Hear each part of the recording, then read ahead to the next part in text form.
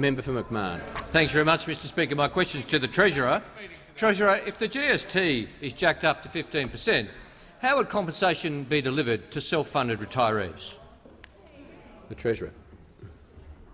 Thank you, Mr Speaker. As I've said on many occasions, the government has no such proposal and has not put forward any preferred option along these lines. Member for Adelaide. And I refer the member to my earlier answers, and I refer the member to the experience of the Howard Costello government when they put in place the changes to the tax system, which were the foundation stone of the growth and prosperity and jobs that came as a result of them taking that very strong action. And I note the comments by the former Labor Premier, John Brumby, who said this: "The reality is now that in the 15 years that the GST has been in place, we've seen a shift back to reliance on taxes on income, a significant shift." And the former Labor Premier said this: "So we need to rebalance the system and take the weight off bracket creep on ordinary earners." Now, back then, 15 years ago, when the government at that time, the Howard Costello government, actually changed the tax system for the benefit of the Australian people, for the benefit of Australian business, for the benefit of Australians who are working and saving and investing then,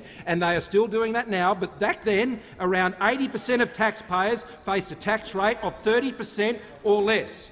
But that now has fallen to only around 1/4 of taxpayers. That's what's been happening, Mr Speaker. In the 1950s, a taxpayer had to be earning 19 times average weekly earnings before paying the top marginal rate of tax. Now a taxpayer only needs to be earning 2.3 times the average weekly wage before being on the top marginal rate, with the Medicare levy of 49%. That's what's happening in our tax system, Mr Speaker.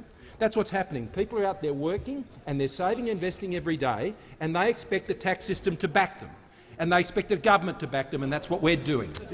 Has